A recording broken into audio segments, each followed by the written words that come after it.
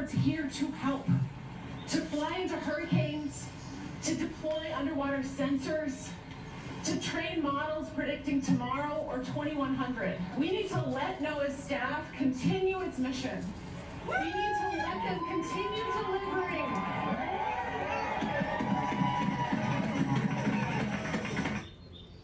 That was Dr. Sarah Cooley. Until recently, she was a scientist at NOAA, the National Oceanic and Atmospheric Administration, which is the part of the federal government that does, little things that anybody can do. Tracking hurricanes and tornadoes and tsunamis, stuff you can do at home. Hundreds of scientists like Dr. Cooley were fired from NOAA last week, part of Trump and his top campaign donor indiscriminately eliminating whole parts of the U.S. government, especially the parts we use.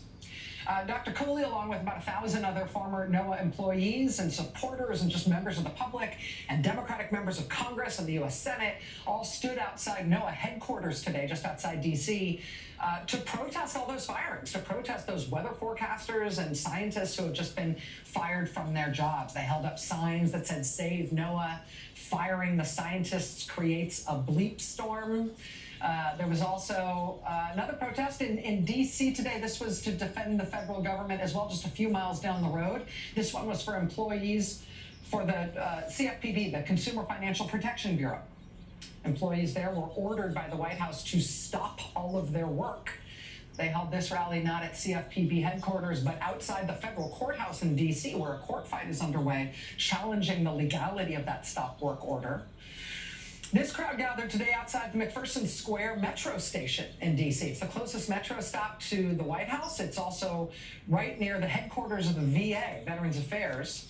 These protesters were there to support all the people who are still employed by the U.S. government and people who are employed, especially at the VA, people just holding up signs and applauding for them, thanking them on their way to work.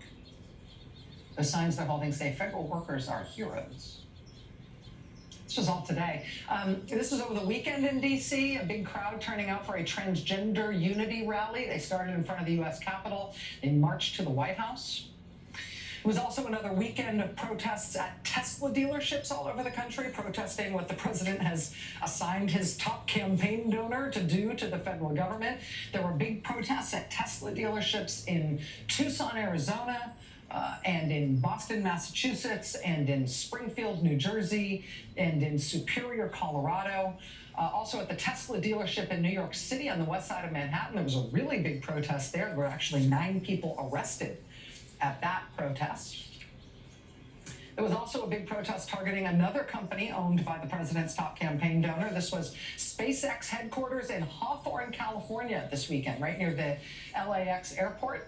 In Southern California, lots of people turned out there. This guy came dressed as Elon Vader. "Donald, I am your daddy." Congresswoman Maxine Waters turned up at that protest as well. The SpaceX headquarters in Hawthorne is in her district. This was Dublin, California this weekend, right near where I grew up, in the East Bay. Members of the community there protesting against the use of a closed correctional facility as a detention center for ICE. There's also a big march in Wilkes-Barre, Pennsylvania this weekend, protesting the massive indiscriminate cuts to the federal workforce. There was another protest for federal workers in San Francisco this weekend.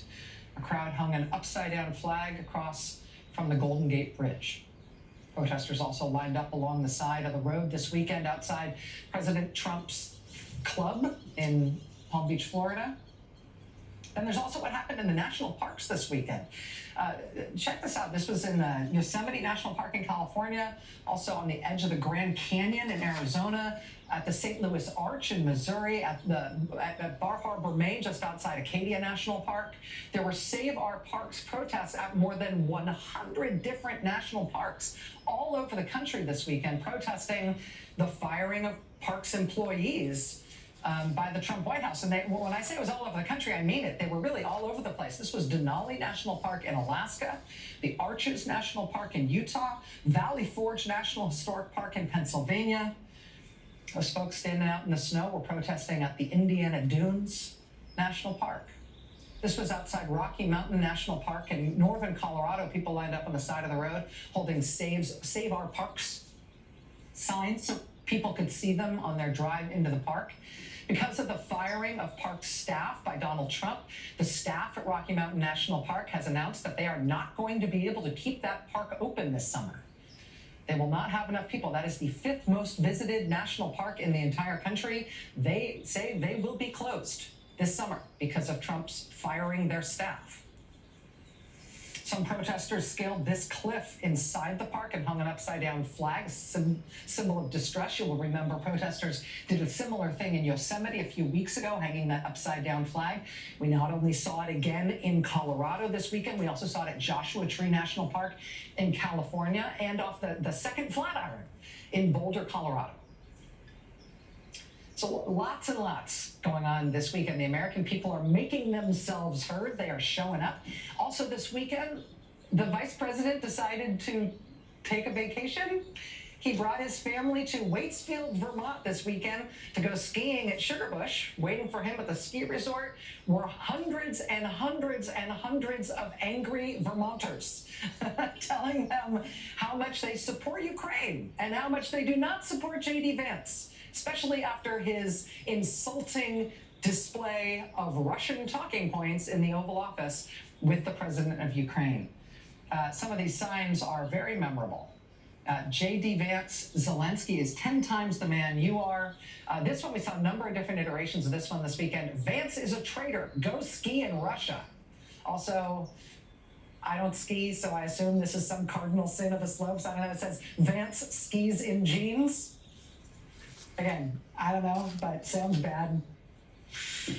It wasn't just Vermont that showed their support for Ukraine. There were tons of actually pro-Ukraine, anti-Russia, anti-Trump, anti-Vance protests all over the weekend. We've got more on that ahead with a live report from our Pentagon correspondent coming up as we're starting to absorb this news that the U.S. is not only dropping sanctions against Russia and cutting off all aid to Ukraine, but also ordering a U.S. military cyber command stand down in all of its operations against Russia.